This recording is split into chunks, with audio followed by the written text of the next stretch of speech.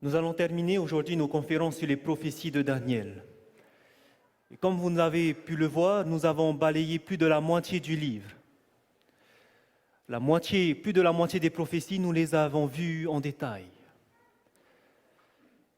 Tout simplement pour vous rappeler, nous avons vu dans Daniel chapitre 2 cette statue que Nebuchadnezzar a vue en vision et que Daniel a su interpréter parce que lui aussi Dieu lui a donné la vision. Nous avons vu que cette statue représentait les royaumes qui allaient se succéder jusqu'au dernier royaume symbolisé par les pieds d'argile et de fer, ces nations divisées. Puis viendra ce rocher, symbolisé par le royaume de Dieu, ce royaume éternel que Jésus viendra instaurer à son retour. Nous avons vu que Dieu, au chapitre 7, va rappeler cette même séquence, mais au travers d'autres symboles, au travers de 4 animaux, 4 bêtes, qui étaient ce lion à 2 ailes, symbolisant le royaume de Babylone, cet ours avec les 3 côtes dans sa gueule se tenant sur un côté, symbolisant le royaume des Mèdes et des Perses. Le léopard à 4 têtes, symbolisant le royaume de Grèce. Cette bête terrible avec des dents de fer, symbolisant le royaume de Rome. Et sur cette même bête, 10 cornes, car ce royaume sera divisé en 10. C'est ce que nous voyons dans l'invasion des tribus barbares qui a amené aujourd'hui à l'Europe divisée. Vient ensuite 2 autres détails qui n'ont pas été donnés dans cette première prophétie. Certes, il y avait ce royaume éternel qui va être donné au Fils de l'homme, mais 2 autres détails ont été ajoutés dans Daniel chapitre 7. Il s'agit premièrement de la petite corne et également du jugement. 2 autres indices que Dieu nous met dans Daniel chapitre 7. Ce matin, nous avons étudié de qui il s'agissait cette petite corne. Nous avons vu qu'il s'agissait d'un système politico-religieux qui existe aujourd'hui. Et nous avons vu que ce jugement, Dieu va nous donner encore plus de détails. C'est pour cela que dans Daniel chapitre 8, on aura encore une autre couche où on verra premièrement la vision avec le bélier et le bouc. Le bélier avec une grande corne, une petite corne symbolisant le royaume des Mèdes et des Perses. Le bouc symbolisant le royaume de Javon qui est la Grèce, avec la grande corne entre ses yeux qui était le premier roi appelé Alexandre le Grand. Et cette grande corne qui va se briser et 4 cornes vont venir à la place, symbolisant les 4 généraux qui sont les 4 têtes. 4 généraux qui vont diviser la Grèce en 4 parties. Dans Daniel chapitre 8, nous allons revoir encore cette petite corne qui va sortir de l'une de ces cornes. Donc, à partir de cet animal, vient directement la petite corne. Et ici, la petite corne nous est décrite qu'elle va grandir, s'agrandir jusqu'au ciel et faire tomber le sanctuaire, l'armée du ciel. Et nous avons vu qu'il était donné un autre indice où on disait que le sanctuaire sera purifié au bout de 2300 soirs et matins. L'indice supplémentaire que Dieu va donner dans Daniel chapitre 8, ça va concerner ce jugement. Ce jugement qui sera fait lorsque il y aura notre souverain sacrificateur, Jésus-Christ, qui passera du lieu saint au lieu très saint. La purification du sanctuaire qui est une œuvre de jugement. Mais la réponse n'est pas donnée dans Daniel chapitre 8. Quand est-ce que cette purification va se faire? C'est pour ça que Dieu va revenir encore. Il nous donne encore une autre vision. Vous voyez comment les visions s'enchaînent? Dieu se répète à chaque fois, il envoie un indice, un indice, un indice. Et vous allez voir tout à l'heure que c'est comme ça que la vérité va revenir. Il ne donne pas tout d'un coup, mais petit à petit, chaque détail. Et le détail qu'il va donner dans Daniel chapitre 9, c'est qu'il va dire quand est-ce que va commencer les 2300 soirs et matins. Les 2300 soirs et matins, 70 semaines ont été retranchées de ces 2300 soirs et matins et va commencer, comme nous l'avons vu, lorsque la parole va décréter que Jérusalem va être rebâtie. Non seulement il va donner ces 70 semaines, mais en plus, dans cette prophétie, il nous est annoncé le moment où le Messie, le Christ, au loin, va venir. Nous avons vu qu'ils ont le même point de départ. Et à partir des 2300, nous avons pu calculer la date où va se faire la purification du sanctuaire. Et nous avons vu que cela va tomber dans l'année 1844. Daniel chapitre 10, 11 et 12, nous ne l'avons pas étudié.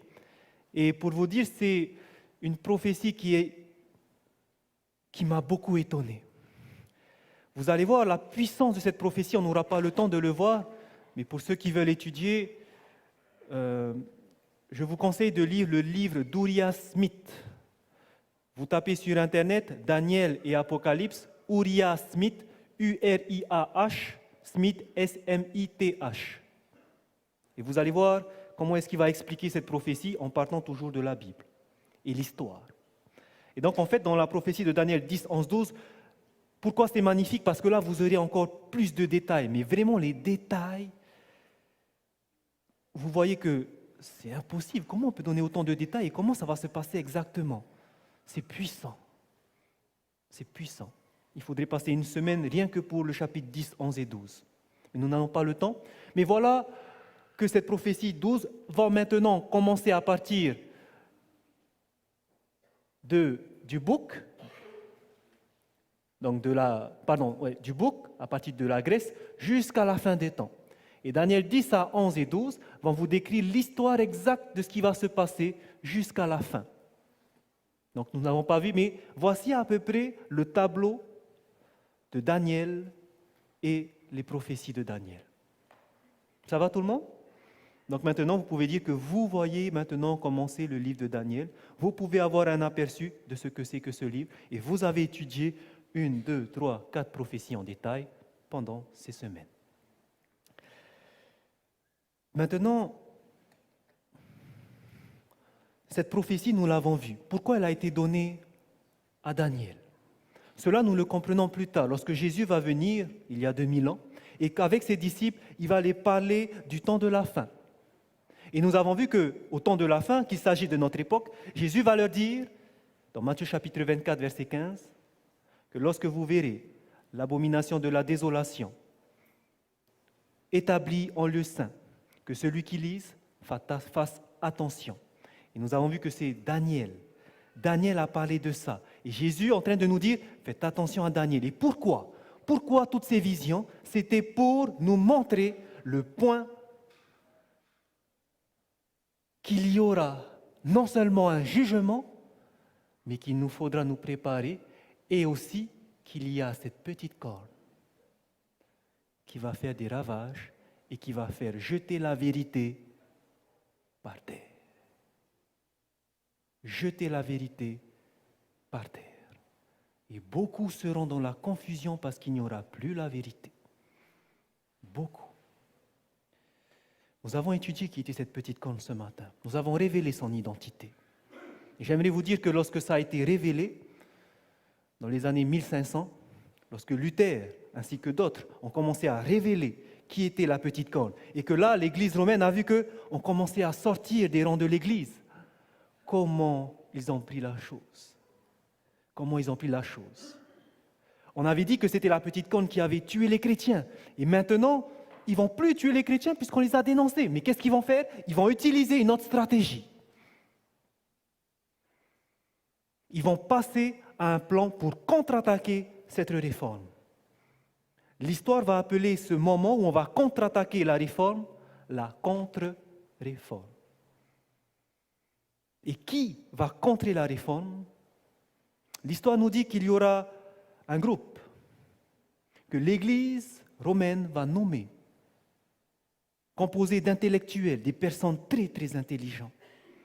Et vous allez voir comment est-ce qu'ils vont faire pour contrer la réforme, pour camoufler ce qui a été découvert. dans un livre que je vous conseille tous de lire, qui s'appelle La tragédie des siècles. Pour ceux qui veulent noter, La tragédie des siècles. Vous en trouvez à la librairie adventiste. Demandez La tragédie des siècles. Dans ce livre-là, voici ce qui est écrit. Il y a beaucoup de références à l'histoire. Et voici ce qui est écrit à la page 249, paragraphe 1. Nous allons voir comment est-ce qu'on va contre-attaquer la réforme. L'auteur écrit « Dans toute la chrétienté, les protestants étaient entourés d'ennemis formidables. Les premiers triomphes de la réforme passée, maintenant Rome va rassembler de nouvelles forces dans l'espoir de l'écraser. La réforme est venue, Rome maintenant va tout faire pour l'écraser. C'est alors que se fonda l'ordre des Jésuites, le défenseur de la papauté, le moins scrupuleux, le plus puissant et le plus cruel.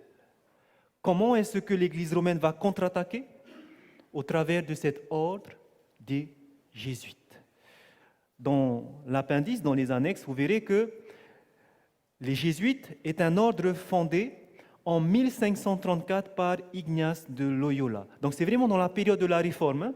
Martin Luther a commencé sa réforme en 1517. Là, on a 1534, ordre fondé par Ignace de Loyola et approuvé en 1540 par le pape Paul III. Il porte aussi le nom de Compagnie ou Société de Jésus. Et j'aimerais que vous remarquiez comment est-ce qu'ils ont fonctionné, cet ordre des Jésuites. Toujours dans Tragédie des siècles, à la page 249, en fonction de leur ordre, ils revêtaient une apparence de sainteté, visitaient les prisons et les hôpitaux, secouraient les malades et les pauvres, professaient avoir renoncé au monde et se réclamaient du nom de ce Jésus qui allait de lieu en lieu faisant du bien. Donc, en apparence extérieure, c'était des bons chrétiens. Ils faisaient ce que Jésus faisait. Mais regardez ce qu'elle va dire ensuite. Mais cet extérieur irréprochable cachait souvent les desseins les plus noirs et les plus odieux. Pourquoi? Elle continue. L'un des principes fondamentaux de cet ordre était que la fin justifie les moyens. Ça veut dire que on veut arriver à notre objectif, c'est de contrer cette réforme, et peu importe le moyen que nous allons utiliser, nous allons le faire. Parce que nous devons faire ça. Et voici ce qu'elle dit ensuite. En vertu de ce principe, le mensonge, le vol, le parjure, le meurtre étaient non seulement pardonnables, donc ils pouvaient commettre ces atrocités, mais comme c'était au nom de l'Église, c'était pardonnable, mais aussi c'était méritoire quand ils servaient les intérêts de l'Église.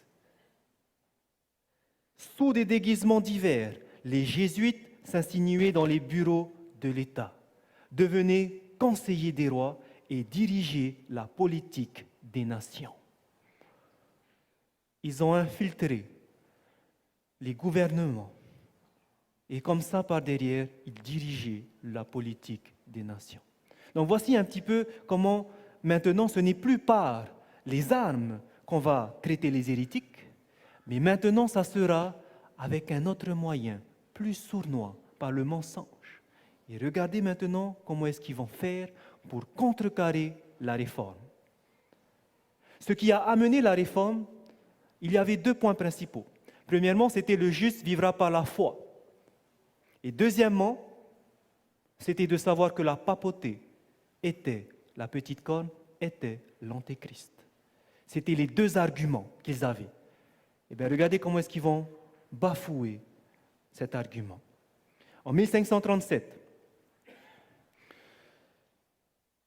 est né un homme du nom de Francisco Ribera, qui était un jésuite. Il va vivre jusqu'en 1591. Et ce prêtre jésuite, Francisco Ribera, était quelqu'un de très intelligent. Il a étudié les prophéties que nous avons étudiées, celles de la petite corne. Et maintenant, son travail était de faire quoi? Son travail était de faire en sorte que on ne dise plus que la petite corne serait l'Église romaine. Il faut qu'on trouve un moyen pour dissuader les gens à ne pas croire à cela. Qu'est-ce qu'il va faire? Tout simplement, il va prendre la prophétie de Daniel chapitre 9. Prophétie de Daniel chapitre 9, les 70 semaines. OK.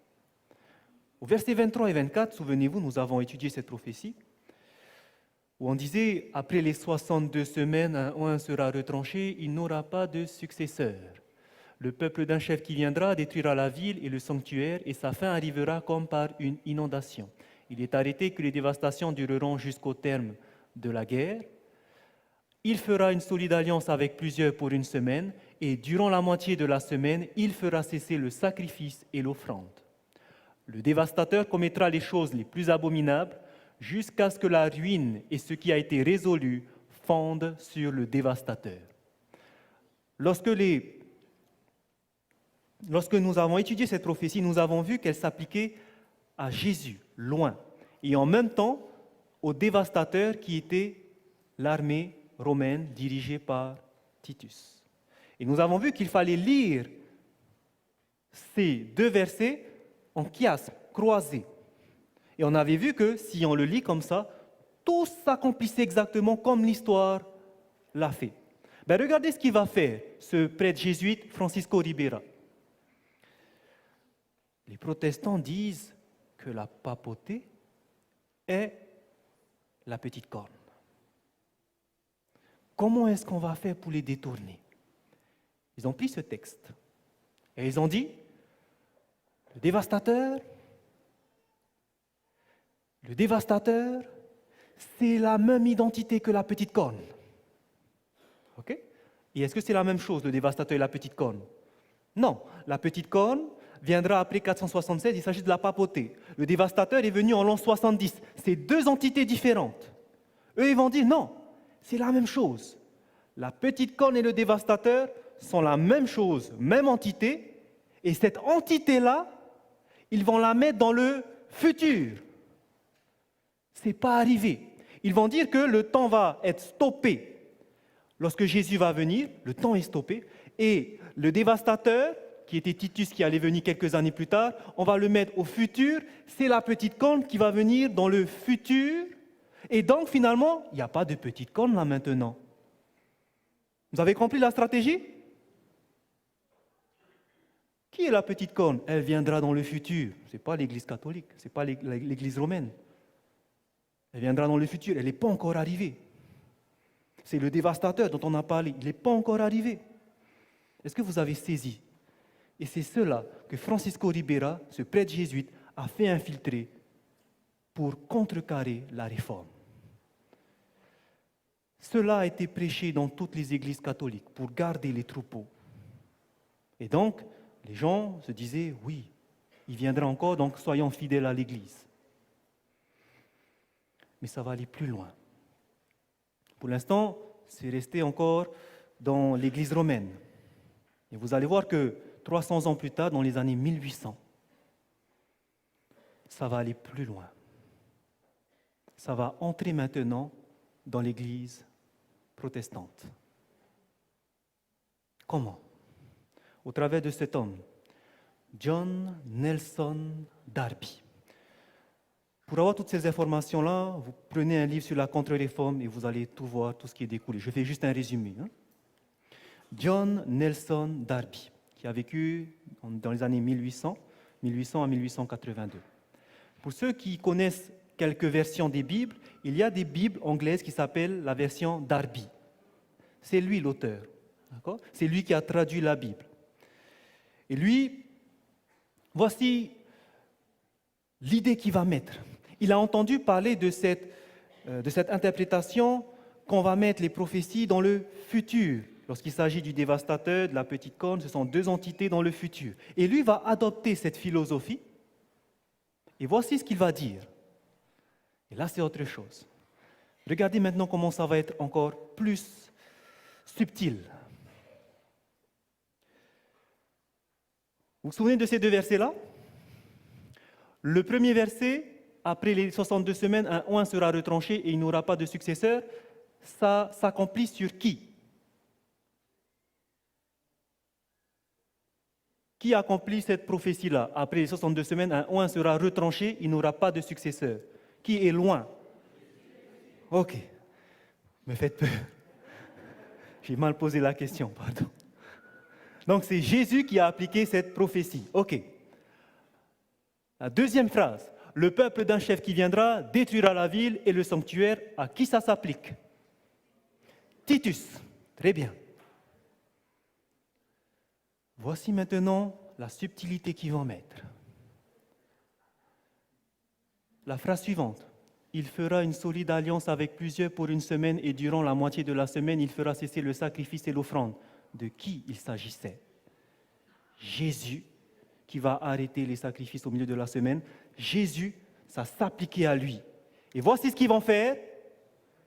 Darby va mettre cette phrase-là appliquée au dévastateur. C'est le dévastateur qui va faire une alliance solide pendant une semaine et durant la moitié de la semaine, il va faire cesser le sacrifice et l'offrande. Et ça continue, le dévastateur commettra les choses les plus abominables jusqu'à ce que la ruine et ce qui a été résolu fondent sur le dévastateur.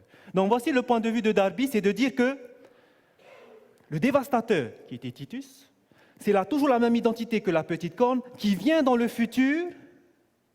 Et cette entité, l'antéchrist, la petite corne, le dévastateur, eux vont faire deux choses. Premièrement, c'est eux qui vont détruire le sanctuaire, le temple de Jérusalem, et c'est eux aussi qui vont faire une alliance pendant une semaine, 7 années. Et voici ce que ça va donner si nous traçons ça sur une frise chronologique. Ça, c'était la version biblique qui s'est accomplie en Jésus-Christ. Vous vous souvenez, c'est ce qu'on a vu, prophétie des 70 semaines, 69 semaines, au bout de la 62e semaine, un Christ donc Jésus a été oint du Saint-Esprit. Ensuite, au milieu de la semaine, il y a eu le sacrifice, où le sacrifice va être cessé. Cela a été fait à la mort de Jésus. Juste une remarque. Tout à l'heure, il y avait une question. Pourquoi il y a toujours les mois d'octobre? Octobre, il y avait cette question-là. Vite fait, je vous réponds. Octobre 457, c'est acté. C'était le décret d'Artaxerxès. Si vous comptez 69 semaines, nous avons vu que c'était 483 années, on arrive à l'an 27. C'est dit 69 semaines, 483 années. Donc si on reste sur les années, on reste encore sur octobre, vous êtes d'accord? Maintenant, on dit qu'à la moitié de la semaine, une semaine c'est 7 jours, 7 années, la moitié ça fait 3 ans et demi. Si vous faites 3 ans seulement après l'octobre 27, vous arrivez à quelle date? Octobre 30. Ça va tout le monde? 3 ans, vous ajoutez. Vous arrivez à octobre 30. Mais c'est marqué 3 ans et demi. Vous êtes au mois d'octobre 30, l'année 30 au mois d'octobre. Rajoutez la moitié d'une année. C'est combien de mois? 6 mois. Ok, donc on commence. Je suis en octobre de l'an 30. J'ajoute 1 mois. Novembre. Décembre. Janvier. Quelle année? 31. Février. Mars. Avril. On arrive au mois d'avril 31. Et lorsque vous allez regarder dans le calendrier juif, cela correspondait au mois de Nisan, le 14 de Nisan où on fêtait la Pâque. C'est pour cela qu'à la Pâque, Jésus est mort. C'est pour ça qu'il y a 3 ans et demi. Octobre, on arrive à avril. Ça va tout le monde? C'est ce détail-là que je n'ai pas parlé, mais voilà, vous avez la réponse. Bref. Maintenant, voici ce qu'il faut comprendre. Ça, c'était la version de la parole de Dieu. Ça terminait aussi en l'an 34, octobre aussi. Pourquoi? Parce que Étienne a été lapidé. Bref. Maintenant, voici la version de Darby. La semaine, la dernière semaine, ce n'est plus le Messie qui va faire l'alliance, mais ça sera le dévastateur, l'antéchrist, la petite corne, qui va le faire dans le futur. Donc voici ce qu'ils ont fait. La dernière semaine que vous voyez ici, elle a été détachée et envoyée dans le futur. Et ça sera l'antéchrist qui va accomplir. Qu'est-ce que va faire l'antéchrist? L'antéchrist va venir pour détruire le temple de Jérusalem, faire une alliance d'une semaine et faire cesser l'alliance au milieu de la semaine. Et voici littéralement ce qui est entendu. Dans toutes les confessions protestantes en Amérique et un peu partout dans le monde, dans la majorité, voici comment comprennent les protestants. Ils comprennent cette version-là, que les 69 semaines ont été bien faites au temps de Jésus. À la mort de Jésus, on a stoppé le temps et maintenant on va aller dans le futur. C'est ce qu'ils appellent la vision futuriste. Et dans l'avenir, qu'est-ce qui doit se passer? Puisque le dévastateur doit venir détruire le temple, on doit reconstruire un temple à Jérusalem. C'était la vision de Ézéchiel chapitre 40 à 48. On doit reconstruire ce temple-là réellement à Jérusalem. Et qu'est-ce qui va se passer? Lorsque le temple aura été reconstruit, alors la prophétie va s'accomplir où le dévastateur qui est un homme, la petite corne, l'antéchrist, va venir et il va faire une alliance de 3 ans et demi avec les Juifs. Lorsque le temple est reconstruit, à ce moment-là, Jésus revient, mais de façon invisible. Et il y aura des personnes qui seront enlevées de façon invisible. On va voir par exemple des bus qui vont se scratcher parce que le conducteur a été envoyé au ciel. On verra des avions qui vont aussi tomber à la mer, cracher sur terre parce que les pilotes ont été envoyés, des conducteurs de train. Tout ça, ça va se faire parce qu'il y aura cet enlèvement secret qu'ils appellent le rapture. Ça va être enlevé. Toutes ces personnes vont monter au ciel et on ne va plus les voir. Et le reste sera sur terre. Tout le monde sera sur terre. Et l'antéchrist va venir faire une alliance de 3 ans et demi avec les Juifs. Et au milieu de la semaine, qu'est-ce qu'il va faire? Il va faire cesser le sacrifice, il va détruire le temple. Et pendant les 3 dernières années et demie, qu'est-ce qu'il va faire? Tribulation. Tribulation dont a parlé le livre d'Apocalypse. Et à la fin des 3 ans et demi, alors, les réprouvés qui seront restés, là, Jésus reviendra visiblement et il va ressusciter les morts et ils iront tous en haut. Voici comment comprennent les prophéties dans le monde protestant. Et c'est pour cela que quand vous allez par exemple en Amérique,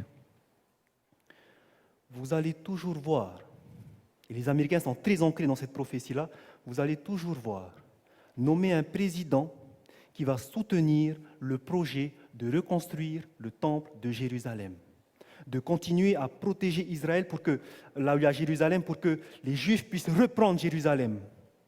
On va soutenir Jérusalem. Il faut qu'on reconstruise le temple pour pouvoir rebâtir le temple de Jérusalem. Et vous allez toujours voir des présidents américains qui vont soutenir cette guerre qui se fait là-bas.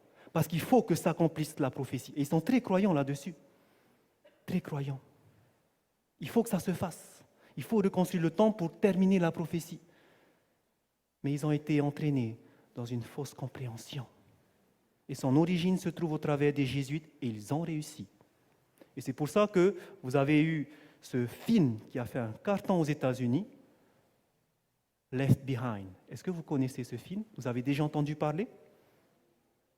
Okay. Ce film-là est sorti en 2014, au mois d'octobre.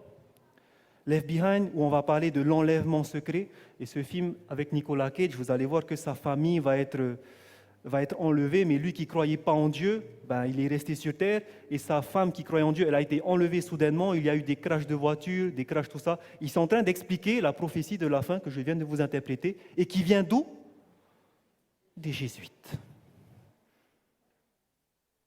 Et aujourd'hui, la petite corne, ce n'est plus la papauté. Est-ce que vous avez vu comment est-ce que la petite corne, la papauté, a détourné la prophétie de la Bible? C'est pour ça que la prophétie est importante de comprendre. C'est une lumière pour nous aider à voir qu'il y a eu cette petite corne qui a fait des désastres, mais surtout, qui va jeter la vérité par terre. Et c'est ça que nous voulons. La prophétie de Daniel nous indique cette puissance. La petite corne qui, dans Daniel chapitre 8, verset 12, va jeter la vérité par terre. Et est-ce qu'elle va essayer de le faire et elle ne va pas réussir. Elle réussit dans ses entreprises. Elle va réussir à le faire. Et ce que nous allons voir maintenant, c'est de voir comment est-ce que la vérité a été jetée par terre. Comment ça s'est fait dans l'histoire. Vous allez voir comment c'est important parce que ça va vous montrer beaucoup de choses et vous allez comprendre l'histoire de l'Église. Premièrement, nous venons à la première Église. Est-ce que vous vous souvenez quelle était la première Église qui a été fondée? Au temps de Jésus, excusez-moi, je précise. Au temps de Jésus, la première Église était fondée par Jésus lui-même avec ses 12 disciples. Se sont ajoutés ensuite 70, 120, etc. L'Église a été bâtie par Jésus-Christ. Et cette Église était la seule Église qui existait. C'était l'Église où il fallait attirer les Juifs et ramener vers la vérité. Cette Église devait triompher. Et elle a triomphé. Au travers de l'effusion du Saint-Esprit à la Pentecôte, le message a été proclamé, premièrement aux Juifs, et 3 ans et demi après, lors de la persécution, le message a été envoyé dans toute la terre, c'est-à-dire on dit toute la terre, à cette époque, c'est toutes les nations habitées. Et au travers de l'apôtre Paul, qui était présent aussi, lui ensuite, sur le chemin de Damas, il va rencontrer Jésus et il va parcourir toutes ces contrées pour diffuser le message de l'Évangile. Ce message qui a été diffusé va faire naître plusieurs groupes de chrétiens, plusieurs églises. Par exemple, vous avez ici en Corinthe, l'église de Corinthe, c'est l'épître aux Corinthiens. Vous avez ici Éphèse, qui est l'épître aux Éphésiens. Vous avez ici Thessalonique, ici, qui est l'épître aux Thessaloniciens. Vous avez plus loin, jusqu'à Rome, et vous avez le livre l'épître aux Romains. Donc vous avez toutes ces églises qui vont venir, qui vont être fondées suite à la propagation de l'Évangile. Ce qu'il faut savoir, c'était la seule religion, le christianisme, qui existait. Il n'y avait pas d'autre. Il n'y avait pas d'autre. C'était une église qui était partout dans le monde de l'époque. C'est pour ça qu'on va l'appeler plus tard l'église universelle. Un autre mot pour universelle, l'église catholique. C'était la seule, l'église chrétienne de Jésus-Christ. Cette église va même convertir des empereurs romains. Et le premier empereur romain à se faire convertir au christianisme, c'est l'empereur Constantin. Un autre empereur qui va être converti aussi, c'est l'empereur Justinien. Et nous avons parlé de cet empereur. Souvenez-vous que c'est lui qui a décrété que, en 533, l'évêque de Rome sera le chef de toutes les églises. Donc souvenez-vous qu'il y avait plein d'églises. Chaque église avait des évêques, des anciens, des bergers. Eh bien, on va décréter que l'évêque de Rome sera lui qui sera le chef de toutes les églises. Et malheureusement, à partir de ce moment-là où on va vouloir tout centraliser à Rome et où l'Empire romain va vouloir adopter la religion christianisme pour l'Empire, là il y aura des compromis qui vont se faire avec la parole de Dieu. Pourquoi? L'Empire romain, la majorité était païens, ne croyaient pas en Dieu. Ils avaient des idoles, ils adoraient les idoles, ils avaient des statues. Leur jour d'adoration, ça a toujours été le jour du soleil, connu aujourd'hui comme étant le dimanche, en anglais Sunday, le jour du soleil. Donc c'était ça leur jour d'adoration. Mais on a voulu que cet empire devienne chrétien. Alors qu'est-ce qu'on va faire? On va commencer à faire des compromis. On va vouloir forcer la conversion de ces païens. Et voici ce qu'on va faire. Premièrement, on va vouloir que ces païens qui adoraient ce jour, le Sunday, le jour du dimanche, puissent se convertir. Alors on va leur dire, devenez chrétiens, mais vous pouvez continuer à adorer le dimanche. Et petit à petit, on va transférer la sainteté qui était le sabbat, le samedi, au dimanche. Ils vont continuer à adorer, Mais ce n'est plus leur Dieu, ça sera maintenant Jésus, mais ils feront encore le dimanche. C'est ce qui a été fait. On a transféré la sainteté du sabbat au dimanche. Voici où la vérité va commencer à venir, à tomber. Autre chose, les païens de l'Empire adoraient des idoles. Ils avaient besoin de matériel, de statues pour pouvoir voir leur Dieu et se prosterner devant eux. Alors qu'est-ce qu'on va faire? On va faire aussi entrer le culte des idoles. Sauf que on ne va plus leur dire, ne vous agenouillez plus devant la statue de Jupiter. Vous allez voir qu'on va leur dire maintenant, vous pouvez toujours vous agenouiller. Mais on ne va plus appeler Jupiter cette statue, on va appeler Pierre. C'est ce que vous avez au musée du Vatican. Ils appellent ça statue de Pierre, mais c'était Jupiter qui était là. Et la statue de Jupiter, comme vous voyez, les pieds brillent bien parce que là-bas, lorsqu'ils passent, ils vont faire un baiser sur les pieds. Donc on peut continuer à adorer, mais plus les idoles Jupiter, non, Pierre maintenant. Par exemple, ici, une autre idole qu'il y avait, c'était ce qu'on appelait le moscophore. Cette adoration a commencé en 570 avant Jésus-Christ. Et finalement, à partir du 6e siècle après Jésus-Christ, on va changer et on va dire maintenant, on peut continuer à appeler les idoles Jésus le bon berger. Et en fait, vous allez voir que c'est la même représentation. C'est toujours le moscophore. Par exemple, avant Jésus-Christ, ils avaient cette idole qu'ils adoraient qui était Isis, déesse Isis et son fils Horus. Alors qu'est-ce qu'on va dire? Ben non, maintenant, c'est plus Isis et Horus. Vous allez voir que plus tard, ça va être transformé en Marie et Jésus. Alors que c'est toujours la même.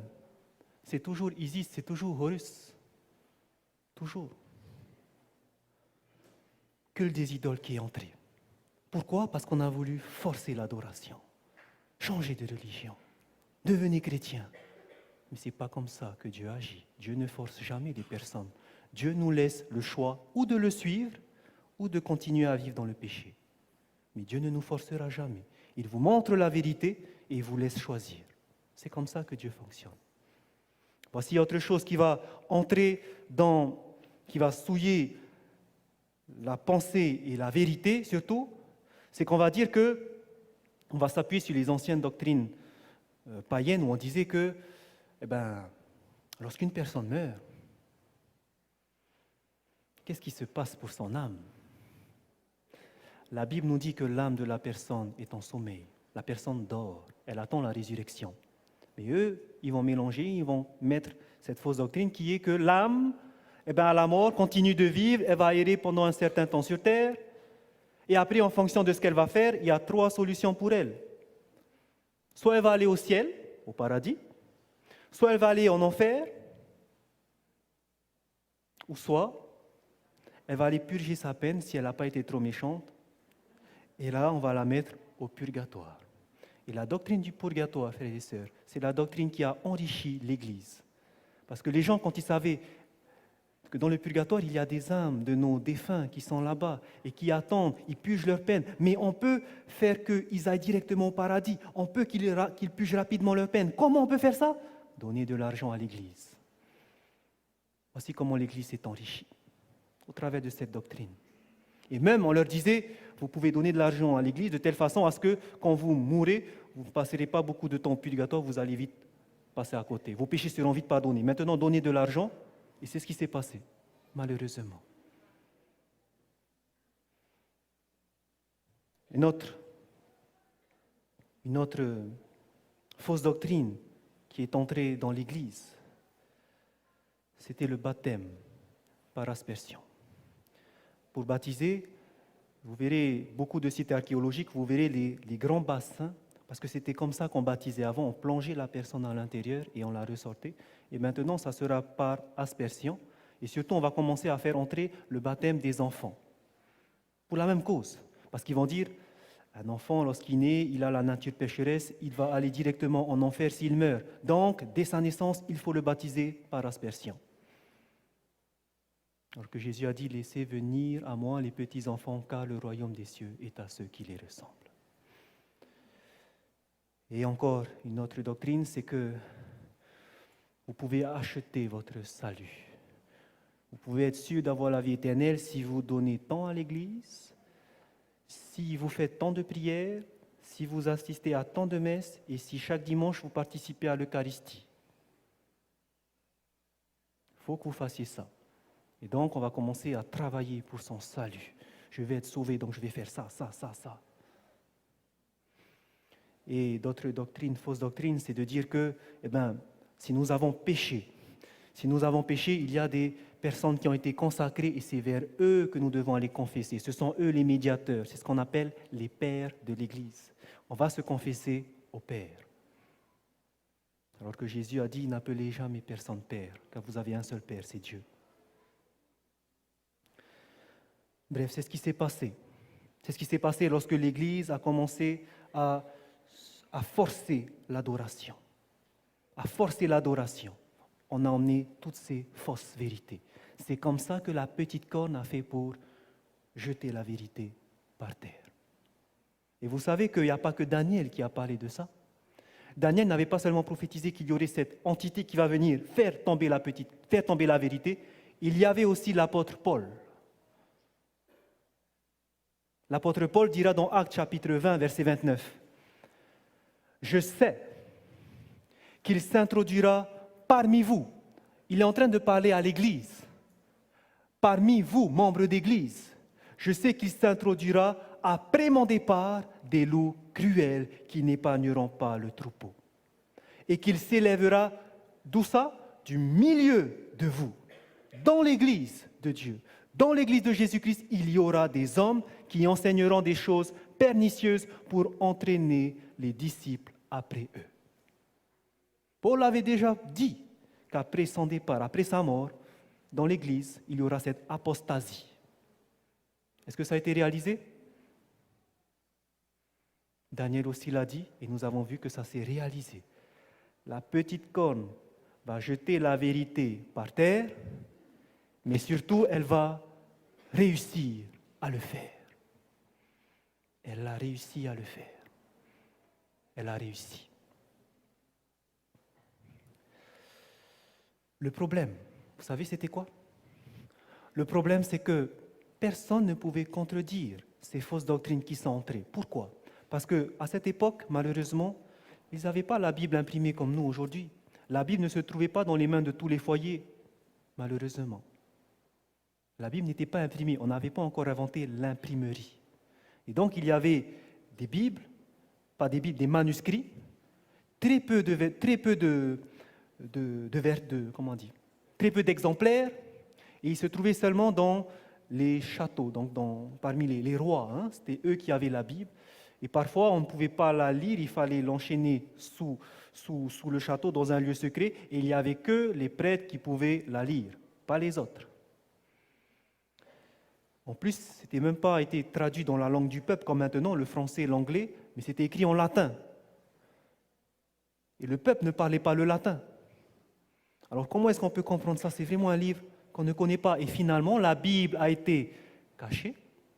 Et est-ce qu'on pouvait connaître que ça, c'était des fausses doctrines? Non. Non. Je donne un exemple. Vous allez, par exemple, en France. Et là-bas, vous louez une voiture. Et c'est bizarre parce que quand vous roulez là avec cette voiture, à chaque fois, elle s'arrête, vous ne comprenez pas pourquoi, vous faites le plein, elle s'arrête, elle ne démarre pas. Et voilà que finalement, vous rentrez chez le concessionnaire et vous dites « Mais c'est bizarre, j'ai loué cette voiture, ça ne fonctionne pas. » Et voilà que le concessionnaire ouvre la boîte à gants et il sort le mode d'emploi et vous voyez, ça fonctionne au biocarburant, à l'éthanol. Et toi, tu as mis de l'essence. Comment est-ce que la personne peut savoir s'il n'est pas le manuel? Et aujourd'hui, c'est pareil. Les gens n'avaient pas ce manuel. À cette époque-là, ils n'avaient pas le manuel, ils ne pouvaient pas retrouver ces vérités. Et Dieu ne les condamnera pas parce qu'ils étaient ignorants de cela. Dieu ne les condamnera pas. Donc pendant une longue période, pendant toute l'année où elle a régné, cette petite corne, pendant plus de 12 siècles, c'était la tradition qui s'est infiltrée dans l'Église. On ne lisait pas la Bible. Il fallait suivre ce que le prêtre disait. Et on suivait des traditions humaines. La vérité a été perdue, la vérité a été cachée. Et maintenant, pour retrouver cette vérité, ça ne va pas se faire en un clin d'œil. Parce que les personnes vont retrouver la vérité, ils ne vont pas lire la Bible et ça y est, ils ont tout retrouvé les doctrines qui ont été perdues. Ça ne va pas se faire comme ça. Vous avez vu comment est-ce que Dieu révèle les vérités dans le livre de Daniel? Un peu, un peu, un peu. C'est de la même chose. Lorsqu'il va révéler ses vérités, pour retrouver ces vérités, ça va se faire sur une certaine période, plus de 6 siècles, très longtemps. J'aimerais vous montrer rapidement comment ça va se faire. Une seule église, l'église romaine, dans le monde entier, dans le monde de cette époque, une seule église. Mais voilà que Dieu va susciter des hommes pour faire amener la vérité. Les premiers sont intervenus au XVe siècle, dans les années 1400. C'était des disciples de Pierre Valdo, un Français. Et dans les années 1400, c'était des personnes qui vivaient dans le nord de l'Italie. Et ce qu'ils faisaient, Pierre Valdo avait traduit un exemplaire de la Bible dans la langue du peuple. Ils pouvaient la lire et la comprendre. Voici d'ailleurs, je ne sais pas si j'ai mis un exemple de leur Bible dans la langue du peuple. Et ils étaient contents de retrouver ça. Et le problème, il ne fallait pas qu'on les trouve. Ils s'appelaient les Vaudois d'ailleurs. Il ne fallait pas qu'on les trouve. Il ne fallait pas qu'on voie la Bible entre les mains. Parce que l'Église savait qu'ils avaient mis tellement de traditions que celui qui va tomber, il va dire l'Église c'est faux. Et il va perdre toutes les richesses qu'elle a eues. Donc il ne fallait pas. Et c'est pour ça que nous avons parlé ce matin de ces fameux tribunaux qui vont venir, l'Inquisition, et qui va faire que toutes ces personnes qui commencent à contrecarrer l'Église, on va les traiter d'hérétiques et on va les mettre au bûcher. Combien de Vaudois sont morts? Alors qu'ils se cachaient dans les montagnes, combien sont morts dans les montagnes, brûlés, incinérés? Beaucoup. Toujours dans les années 1400, un autre homme qui va se lever, qui s'appelle Jean Hus. Lui, il vient de Prague. Et Jean Hus, lui aussi, va étudier la Bible. Et lui aussi va voir que l'Église a mis beaucoup de fausses traditions. Et lui aussi va dire, je préfère obéir à Dieu plutôt que de suivre les hommes. Lui aussi, même chose, il terminera sur le bûcher. Mais il y a quelque chose d'extraordinaire qui s'est passé à sa mort. Les historiens racontent que lorsqu'il était au bûcher, lorsqu'on commençait à enflammer les bûches, il était en train de chanter. Et en chantant, il avait annoncé une prophétie. Il a dit cette phrase, « Dans 100 ans, Dieu va susciter un homme dont les appels à la réforme ne pourront être réprimés. » C'était dans les années 1400. Dans 100 ans, Dieu va faire susciter un homme qui va pousser à la réforme et là, ça va aller jusqu'au bout. Vous savez que ce qu'il a dit s'est réalisé? Un siècle plus tard, voici ce moine, Martin Luther, qui va étudier la parole de Dieu et qui va étudier les prophéties de Daniel et qui va voir que la petite corne, l'Antéchrist, s'agissait bien de ce système. Et avec ça, il avait cette assurance que tout ce qu'il a lu, cette petite corne a changé la vérité. Changé la vérité. Et il va étudier la parole de Dieu et lui va commencer à voir les fausses doctrines qui sont entrées dans l'Église. La première chose qu'il va voir, par exemple, c'est que l'homme n'est pas sauvé par les œuvres. La Bible ne dit pas que pour être sauvé, il faut faire tant de prières, il faut faire tant de bonnes œuvres. La Bible ne dit pas ça. Mais lorsqu'il va arriver sur le livre d'Éphésiens chapitre 2, au verset 8, où il est écrit « Car c'est par la grâce que vous êtes sauvés, par le moyen de la foi. Et cela ne vient pas de vous, c'est un don de Dieu. Nous sommes sauvés par la grâce seule, pas par les œuvres. Je suis sauvé parce que Jésus est mort pour moi. C'est un cadeau que Dieu m'a fait. Je suis sauvé par Jésus seul. Je n'ai pas acheté mon salut. Je peux faire toutes les bonnes œuvres, ça ne va pas ajouter une seule goutte à mon salut. Il va aussi étudier la Bible et commencer à lire, par exemple, dans le livre d'Exode, au chapitre 20, où il va tomber sur la loi de Dieu. Et il va voir, dans Exode, chapitre 20, verset 4, où il est écrit tu ne te feras point d'image taillée. Et au verset 5, tu ne te prosterneras point devant elle. Et lorsqu'il va voir toutes ces statues, tous ces idoles qu'il y a dans les églises, c'est pas biblique. Et lorsqu'il va parcourir la Bible, finalement, il va voir que le purgatoire n'a jamais été mentionné dans la Bible, mais il va comprendre plus tard que c'était un moyen qu'ils avaient utilisé pour avoir des sous, l'argent, pour enrichir l'Église. Il va voir aussi que ces fameux pères vers qui on allait se confesser, qui se disaient les médiateurs, ceux qui intercédaient pour nous devant le Père, c'est vers eux qu'il faut aller confesser les péchés. Il va voir que ce n'est pas ce que la parole de Dieu nous dit.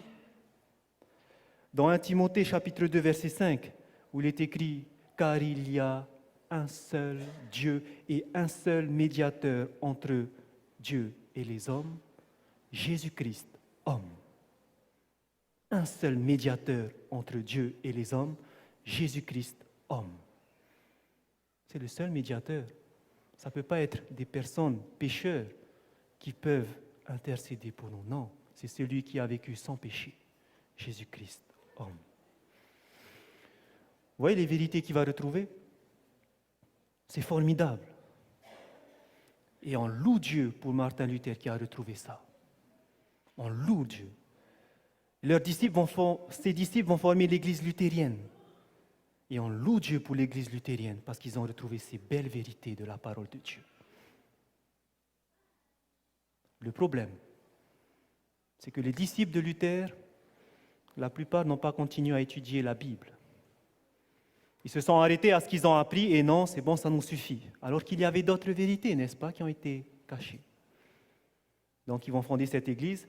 Eh bien Dieu, qu'est-ce qu'il va faire? Il va continuer à susciter d'autres personnes pour retrouver la vérité. Parmi eux, au XVIe siècle, il y avait ce fameux Jean Calvin, qui venait de Genève, en Suisse.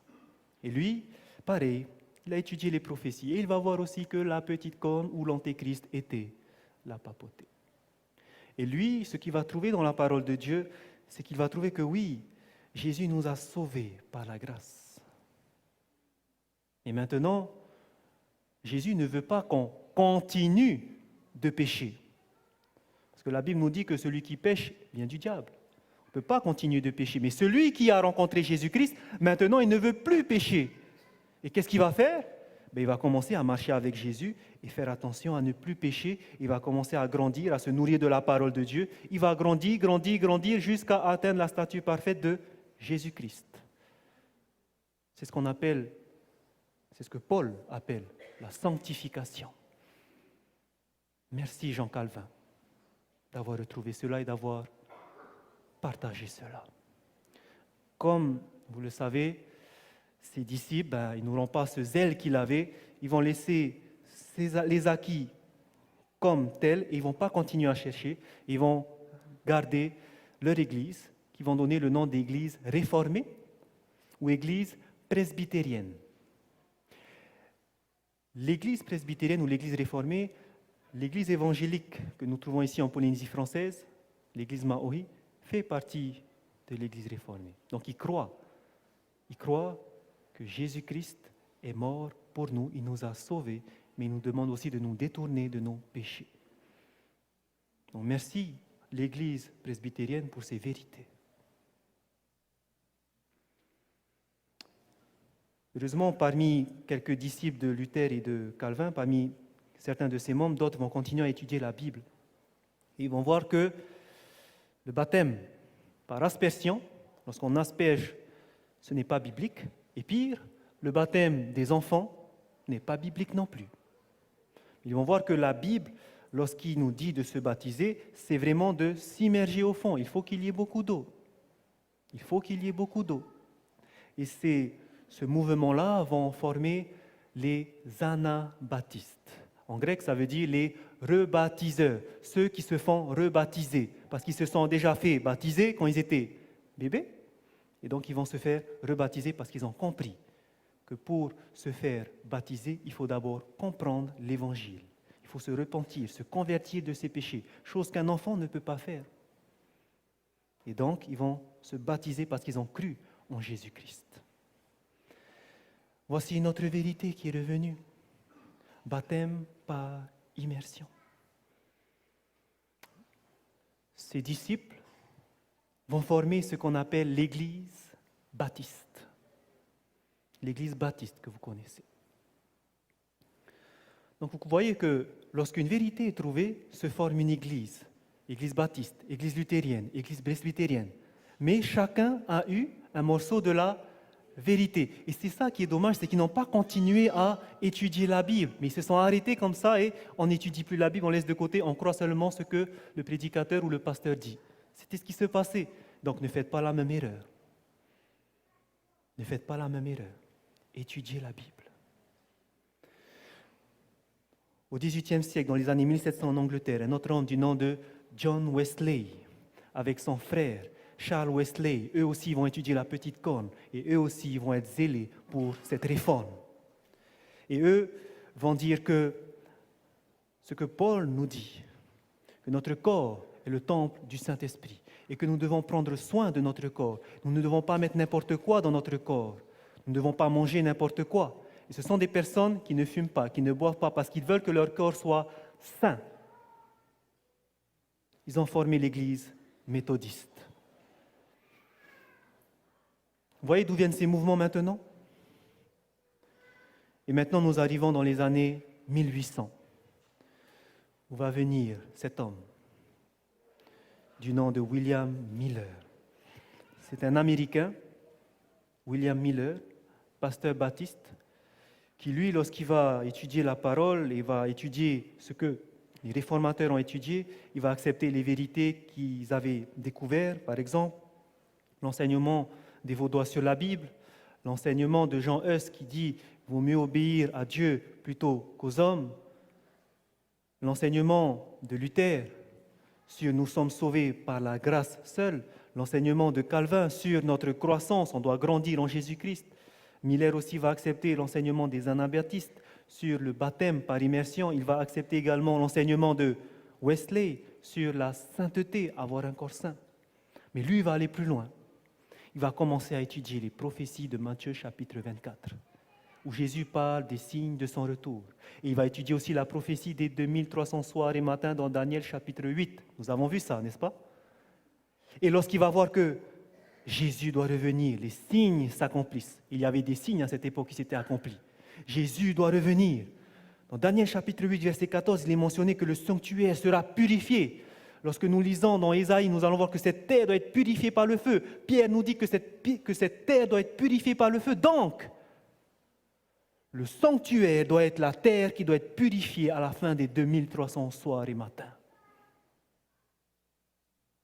Jésus doit revenir purifier cette terre à la fin des 2300 soirs et matins. Et donc là, on a commencé à calculer les dates. On a calculé les dates. Et on a dit, Jésus va revenir tout d'abord en 1843. 1843 est passé, Jésus n'est pas revenu. On s'est trompé, on a décalé. Finalement, il va revenir en 1844. En été, Jésus n'est pas revenu. Ah non, on s'est trompé. Finalement, il fallait bien regarder parce que dans le Lévitique, on disait, dans le chapitre 16, que la purification du sanctuaire au temps des Israélites se faisait à telle date. Ils ont regardé la correspondance avec le calendrier juif et finalement, ça tombait le 22 octobre. Et là, on ne va pas se tromper parce que c'est la date qui a été mentionnée dans Lévitique 16. Et là, on va dire le 22 octobre, là, c'est pour de bon. Jésus revient. Ce mouvement-là a pris de l'ampleur. Non seulement c'était aux États-Unis que cela s'est passé, les disciples de Miller qui ont fondé le mouvement millerite, mais c'était aussi un petit peu partout dans le monde, en Écosse, en Suisse, un peu partout. Et ce mouvement-là, qui a annoncé que Jésus allait revenir, ont reçu le nom de mouvement adventiste. Attention, ce n'est pas adventiste du 7e jour. Adventiste, c'est différent. Ils croyaient que Jésus allait revenir. Le mouvement adventiste. Et c'était des personnes de différentes confessions, luthériens, presbytériens, méthodistes, baptistes. Ils venaient de toutes ces religions-là et il y avait un grand réveil qui s'est fait à ce moment-là. Mais le 22 octobre est passé, la nuit du 22 octobre est passée, et comme vous le savez, le lendemain, Jésus n'est pas revenu. Il y a eu un grand désappointement. Un grand désappointement. Et à partir de là, beaucoup, vous savez ce qu'ils ont fait? Et c'était là l'erreur. Les prophéties de la Bible, les prophéties de Daniel, à la poubelle. Je ne veux plus entendre parler de ça. J'ai tout vendu et regarde ce qui se passe. J'ai maintenant la honte devant tous ceux à qui j'ai prêché ça. Combien ont laissé ça de côté? Et maintenant, à partir de ces années-là, dans toutes les églises protestantes, on ne va plus prêcher sur les prophéties. Mais en même temps, dans ces moments-là, un autre viendra qui est Darby, John Nelson Darby, qui va dire, c'est normal, les prophéties que vous avez dites, ce n'est pas historique, mais ça se passe dans le futur, ça va venir après. Et là, cette doctrine qu'il y aura la dernière semaine dans le futur avec l'Antéchrist va se propager dans le monde protestant surtout. Vous comprenez maintenant ce qui s'est passé dans l'Église protestante? On ne veut plus étudier ça. Mais c'est parce qu'ils avaient mal compris la prophétie des 2300 soirs et matins. Nous avons vu de quoi il s'agissait réellement. Que le sanctuaire qui doit être purifié, ce n'est pas la terre, ce n'est pas le temple juif qui a été détruit, mais ça sera le sanctuaire céleste où Jésus va passer du lieu saint au lieu très saint. Et c'est ce qui est merveilleux, c'est que, vous voyez, le lendemain, le 23 octobre, un homme qui était millérite, qui faisait partie de ce mouvement, cet homme du nom de Hiram Edson va traverser un champ de maïs et à ce moment-là, malgré qu'il était dans ce désappointement, il va s'arrêter sec et il aura devant lui une vision où il va voir Jésus entrer dans le lieu très saint devant l'arche de l'Alliance. Il aura cette vision de ce qui se passe au ciel et il va commencer à la partager autour de lui. La vraie compréhension des 2300 soirs et matins. Fermons la parenthèse. Ce qui est important de ce mouvement, pourquoi je voulais vous parler de ce mouvement, c'est parce que c'est ce mouvement qui a parlé, qui a étudié et qui a vu que la Bible, lorsqu'elle parle de la mort, c'est bien un sommeil. La personne dort et elle attend ce moment où Jésus, qui devait venir en 22 octobre, va ressusciter les morts, va sonner de la trompette et les morts en Christ monteront avec lui. Et je peux vous dire que ce soir-là du 22 octobre, ils attendaient que ça. Les petits-enfants dans le bras de leur mère disaient « Maman, on va voir grand-mère ressusciter, on va voir grand-mère ressusciter. Papa, on va voir grand-père ressusciter. » Parce qu'ils avaient retrouvé cette vérité. Ils avaient retrouvé cette vérité. Est-ce que vous voyez maintenant comment est-ce que la vérité a été perdue et comment est-ce qu'elle a été retrouvée? Mais comme je vous ai dit, ça va se faire petit à petit. Et arrivé à cette date-là, il y avait encore quelque chose qui n'avait pas été compris parmi ce mouvement millérite. C'était cette dernière vérité qui n'a pas encore été retrouvée. On continuait à adorer le dimanche. La prophétie de la petite corne, tout était compris, sauf cette dernière prophétie. Cette dernière indice, on ne l'avait pas encore comprise. Elle changerait les temps et la loi. Elle changerait les temps et la loi. Mais vous allez voir qu'à partir de ces années, on va commencer à comprendre cette prophétie-là. Et c'est ce que je vous invite de faire dans notre deuxième partie.